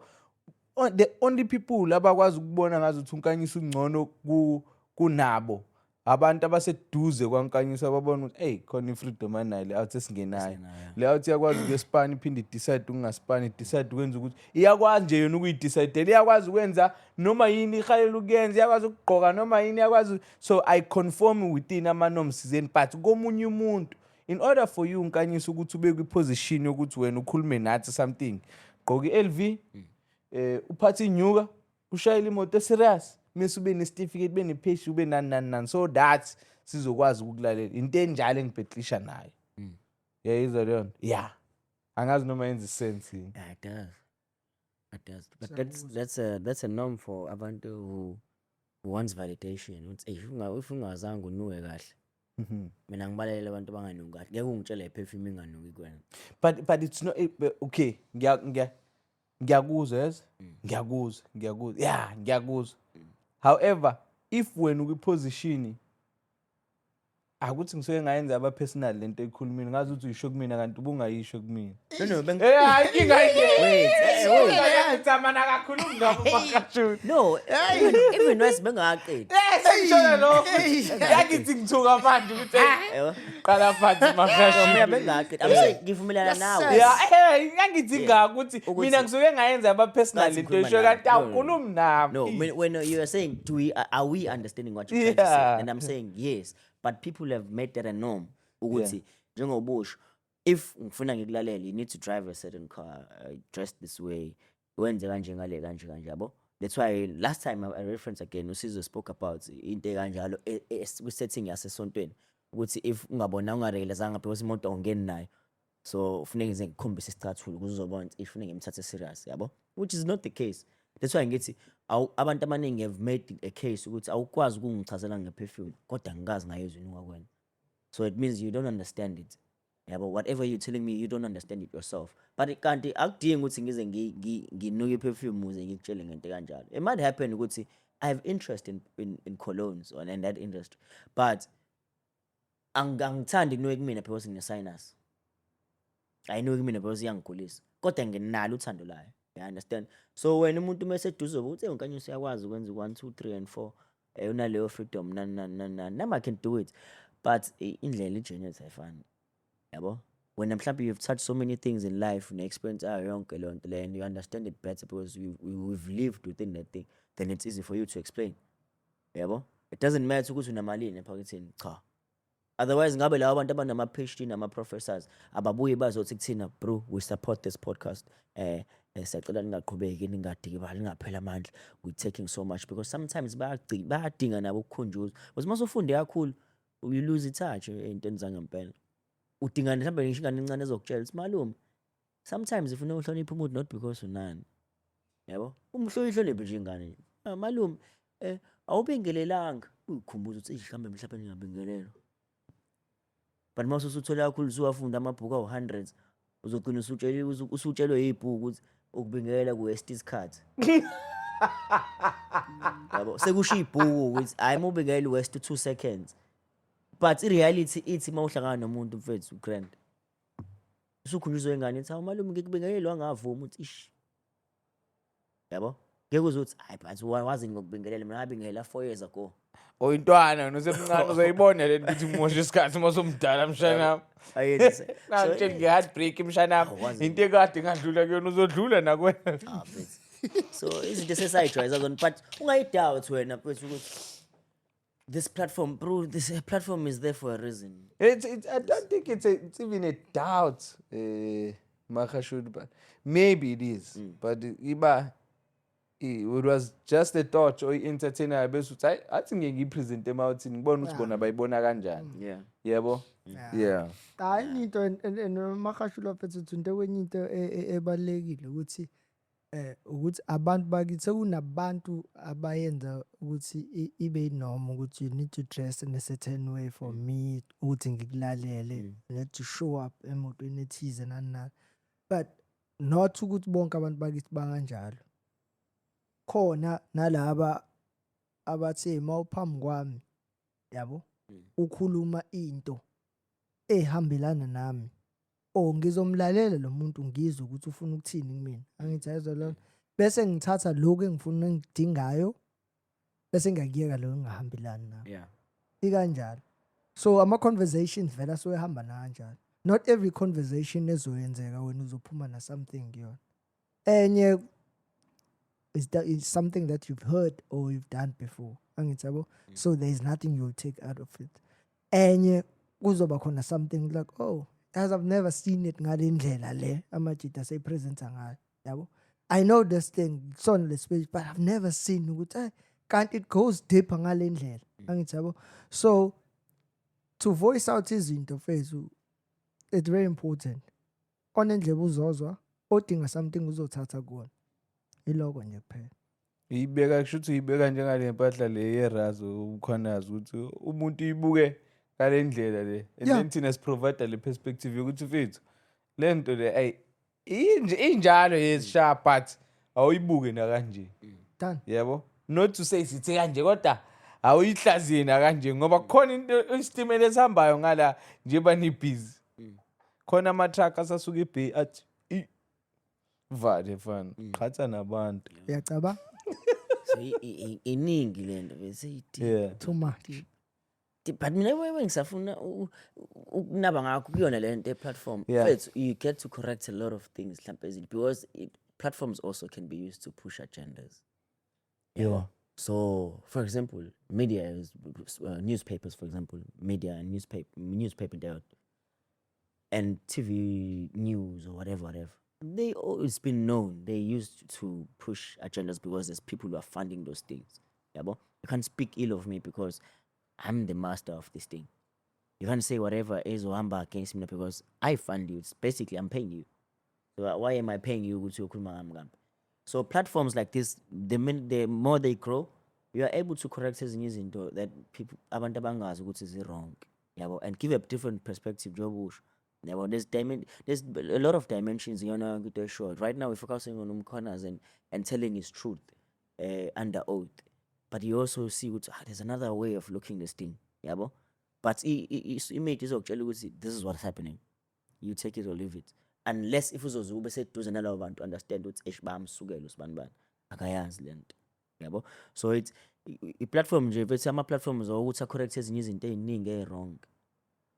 Angasho ukuthi wrong mhlambe that maybe akunikeza enye perspective kwizinto obuyitshela ukuthi zi-right kanti azingeze kusiza ngalutho, yabo, into kanjalo. Danke Shorex. For example.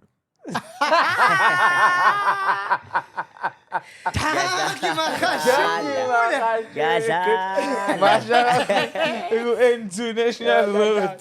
But there's something I've always wanted to say, which we have never got a chance. Yeah. Or even I said it last time. You know, in order to say I'm responding to Leanne, I say Yeah. but I've always wanted to voice this thing out. Yeah, but I have a different perspective to what people from Johannesburg saying. Are there any influencers in Durban? Are there any content creators in Durban? Not even Durban alone, but in KZN KZN and other as a whole. provinces. You know how I look at it? I feel like if us now platforms are to correct, yeah, bo? I'm not saying I don't have any beefs with anyone. I don't care for it, yeah, bo? But that's what happened to America.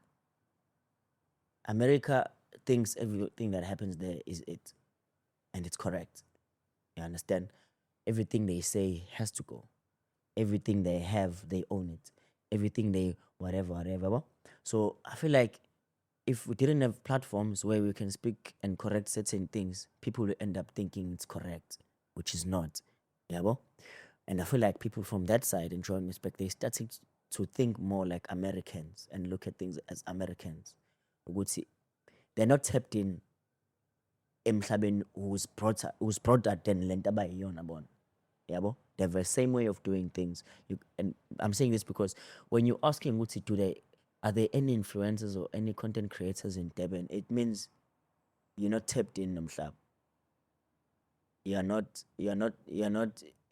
don't look at things in different perspectives. You consume whatever you consume and you start believing this is the only thing that happens in the world, which is not. Yabo? Americans, they think they have a better education system when they don't even know Africa is a continent, not a country. When you say they must name countries in Africa, they will tell you a country in Africa is Africa. Yabo? Let's go back. Explain what is content creation, what is influencing. Me, in my understanding, and as someone who comes from Durban, when I look at Joburg people, I see a lot of content creators because they do or get ready with me. Is that content? Yes, it is content. But what type of content? When you come to Abantu Basethekwini, they do more of skits. Is it content? Yes, it's content. But what type of content? When you say, are there any content creators? Yes. If I take a phone right now and do a clip and post it on TikTok, is that content? Yes, it is content.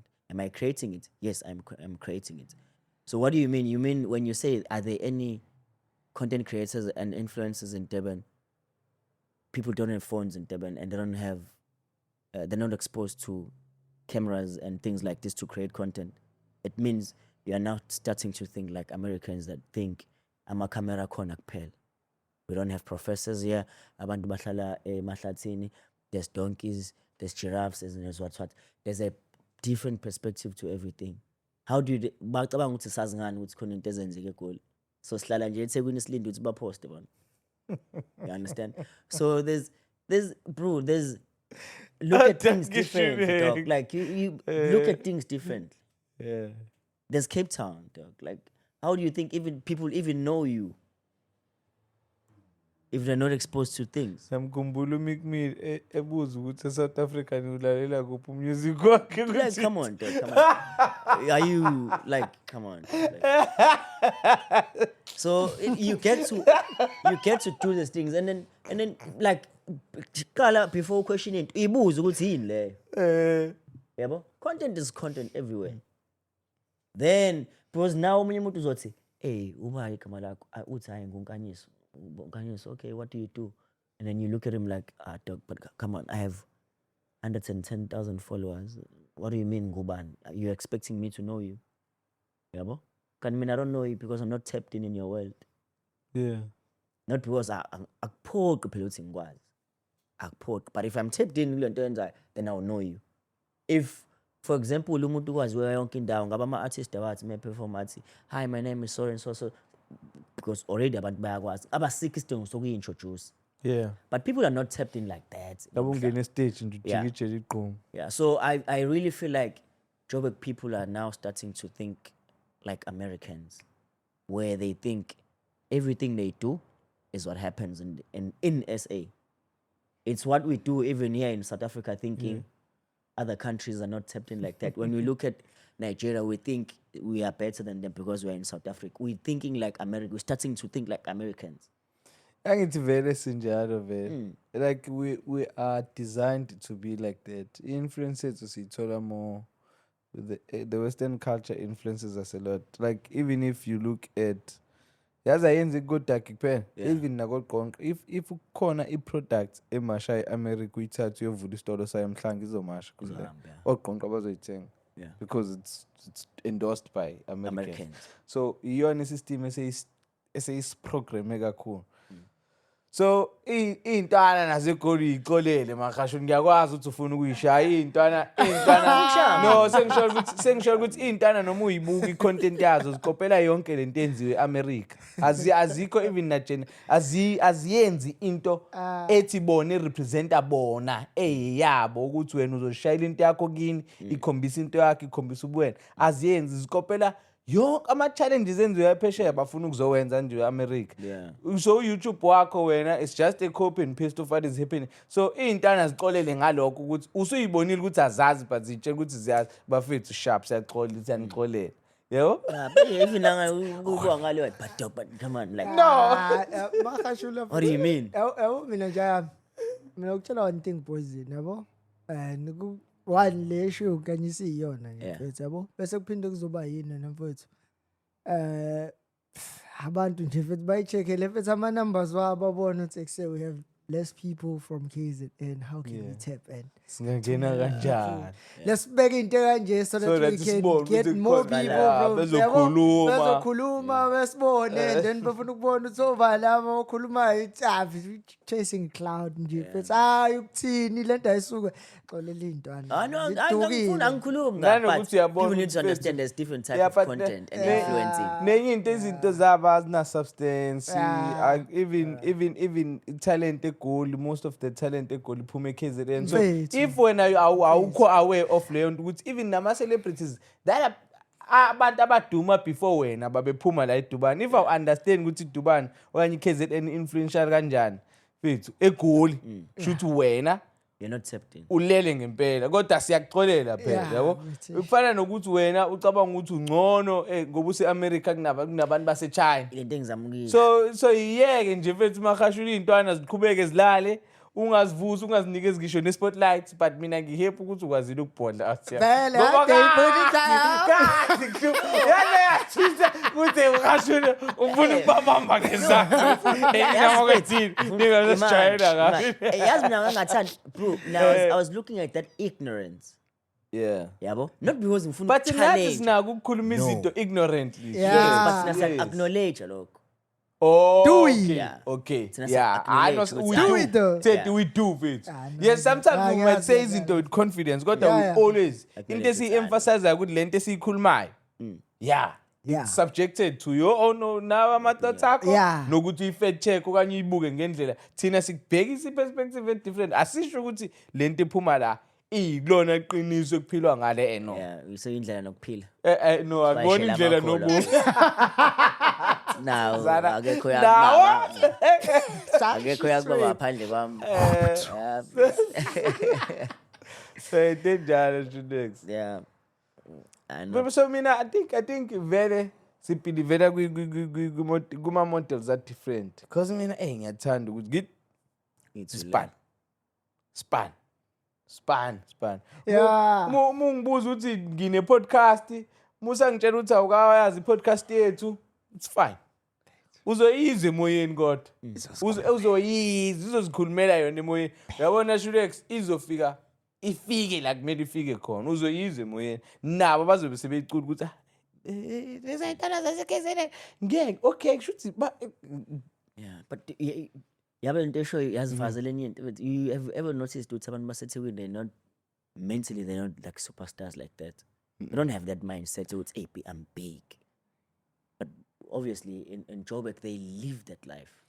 uyabona ukuthi yazini sengifikile if uvakashe eGoli Shulex yabona if kufana nokuthi uma ufly eGoli uyabona ukuthi inkulu le ndawo yeah in order for you ukuthi waziwe la kumele umemeze okwangempela edubani kulula ukuthi waziwe mfethu ukwazi abantu abawu2 abawu3 so right bakupost ku story sabo if unento eblind oyiphethe simashile edubani udinga ukukhosana nje abantu abambala awudingi kumemeza lapha bona babelievele ukuthi kumele umemeze kumele ukhosane kumele uphinde ukhosane kumele upost ukabs upost ubani ukuze sithi hayi ublind okwangempela kanti la if ublind ngento yenza mfethu khululeke and it will catch the wind ifike ebantwini aba right ngeke uvele usuke elokushini ungena talent uzobloma la ucabanga ukuthi khona ezenzeke kwena kusasa no ngoba ukhuluma kakhulu intwana epeperezayo no asinamsindo mfethu eThekwini mfethu umsebenzi wethu ayikhulumela akekho futhi uzoclarify ukuthi adu hayi bravo umsebenzi wethu into oyithandayo mase sizokuvuma basha ngathi abakuboni azukubambe futhi kuze siyabona but umsebenzi wa uthi hambe esipana awuthi uyasipana nje showcase bayivuna sithini mfethu sithi wenza into oyithandayo ungo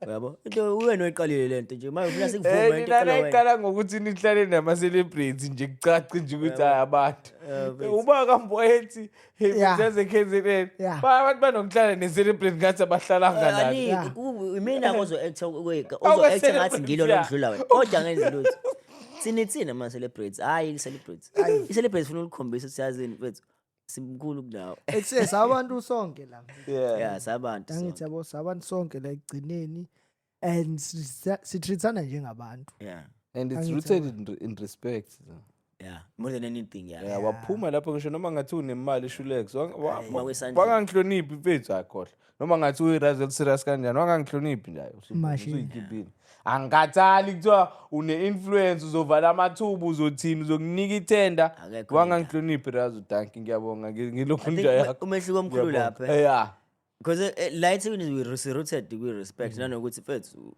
awuforce ukuthi wenze into efungathandi yabo ayikho futhi uzokuncenga cha eThekwini nje mfethu mula uyazi mfethu whatever I do ngiyayenza ngoba ngiyayithanda mina u-understand into wrong ukuthi kunendlela zabantu thizeni engamele ume phambi kwazo ngoba uzokhothuka ubambele imithetho leyo yo2 uyaphila etubona ube right eGoli ngahlangana nawe ngiyibukele ngingenandaba ngibingeleni angikwazi exist awuyena umngane wami seku right great yeah eThekwini mfethu ukisho umuntu uqala ugcina umbone mfethu njani sawubona sharp yeah that's how we were raised Tivale fana nomusakhalele kulokhu njime kanjani lapha abafana manisana izinto ukuthi sikhuphukeni sahamba ufuna ukusibeka ku2 hours manje uyivala a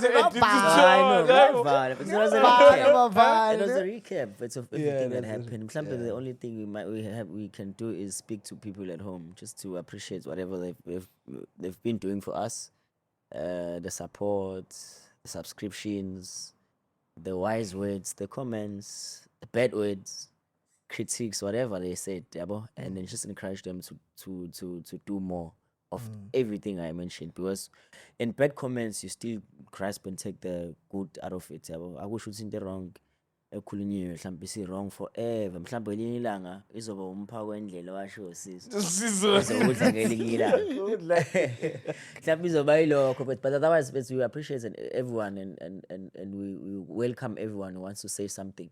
If they have something to say, if they have something to add, they can do it. We're not here because mhlawumbe sinenkani ayikho umuntu onenkani lothi mina ngisalalela umuntu happy siyalalela. We appreciate everyone, so more subscribers, subscribe more.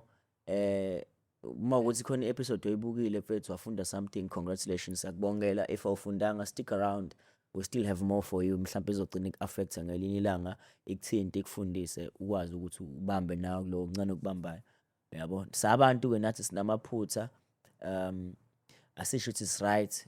If nifeel need to is correct, you are more than welcome to do so, but otherwise we appreciate and we love everyone at home. Andile esimahashulu nangu kanye sathi ngimubuyisele ke. Thank you Jude. Umnikazi omshini unzima ke yakho nokunjana nemgadi nakuze ushimla kanjani emagameni. Innocent akhohle ukuthi uma onke thubelizwana noma ayina manje Ngiyakuvele noma ngiyakufayina. Mina bese ngikumuntu ophansi. Umuntu ophansi. Setuhalela ukuthini wena mfethu? Mfethu awuthoma kanje uyinika wena. Thatha into Mina zakho. ngiyayibamba ngiyayigoqa mfethu imashini. Oh, nomphako. Akwazi ukuthi Valele ngalapha. Ayikwazi. Ake mawusho kanjalo hayi mina ngifuna ukuthi nje mfethu kubantu bakithi bebonkana thanki siyabonga kakhulu emndenini we the ins. Ningayeki bafethu ukusupporta nesiphushe ama comment wenu siyabona siyawalalela siyafunda siyathatha siyanyakazisa kanjalo njengoba siqhubeka hleze sisho futhi asubscribe bafethu asicommenteni bafethu asilikeeni sifake nama notifications so that every time must drop ngolesithathu 3:30 izothi qeqe sekunjalo ngiyazi bafethu nisakhala njengoba sadropa once esontweni ivele ibe inde kakhulu isonto kodwa ke ngelinye ilanga sofika la sinigexa beza khona kodwa kwamanje asiyibambe nje kanje bafethu thank siyabonga. Basically workshop because we get new subscribers every time and they don't understand our setup. Yabo it's best ukuthi sibachazile there's no mistake akekho khuluma ngemuva ngephutha there's 4 of us there's Sisemajiteni. there's uThedi there's Ace so the rotation sometimes Umekethe happen. umbani. There's Ukhulumile no kwi-mic exactly, namhlanje. no case. So if you hear anyone speaking behind the cameras, just know ukuthi they speaking because they part of the show. Yabo ungagcina usuthi hayi nokunabantu abakhulumayo bayadisturb. Asdisturb thina siyazi ukuthi lo khuluma because funela asho something and une-mic that's why umuzwa clearly yabo. So siyaxolisa uma siyakudisturb but i-platform kanjalo mfethu thina sinalo so sine-space set esikanjalo unless nifuna ukusinikeza ama-culture othiwa extra then you are welcome zobabona bonke ke behleli yezo lonto le Sigaxe nama-couch Sizana la. ama-couch. Vele sibe yi-circle straight. Otherwise, Ama-camera kanje. isho yamajita eyixoxelayo here and there we have guests and whatever we appreciate everyone if you feel as if there's someone ukhuluma ngemuva that shouldn't be talking then that's a mistake ukhuluma because they have to speak and bane-mic phambi kwabo setup yethu kanjalo and siyacela nje ukuthi basibekezele kwamanje yabo siyazi niyayithanda ilokhu uza but mhlawumbe sometimes izokudisturb because subona u-Ace mhlawumbe nonkanyeso behleli kanje bathule senilalela umuntu okhulumayo that's part of the show but otherwise kanyeso mfethu I can tell But sisemajiteni mfethu more than anything. Sisemajiteni thina soba 4-5 ngomokethi siyibiza i-guest si-invite ama-friends of the show. Yeah. Setup ethi kanjalo uma uyibambe lapho uqedile. Sisemajiteni danke emajiteni. Izinto esiyikhulumayo ngathi siyabona ukuthi gathi ziyafika kunina ngoba ninokusimisa emgaqweni nesibuzi nisilethe nama-DMs madala side yabo mfethu mfethu ngathi nginganicocela ngingatholi into engaka ye-message ngathola i-voice note u-20 minutes ngangiqala ne-ex ayikazi isende le mpahla i-app yazi mfethu yathi isenda ngiyabona ukuthi into eserious kodwa la because already sasesicommunicative wangishaya ngo-4 minutes ngo-8 minutes ngo-4 minutes ngathi yes into so I think kulokho because ezinye izinto esiphinde sikhulume ngazo la ziserious kakhulu and futhi ziyabatriggerisha abanye abantu and then abanye abantu ke bane-access kuthina bayakwazi uku-recharge direct yabo uthola ukuthi mhlawumbe usukhulume ngento mhlawumbe lethe usizokhuluma ngama-breadwinner wathinteka wena because i-situation yasedladleni ikanje and now sesivule isilonda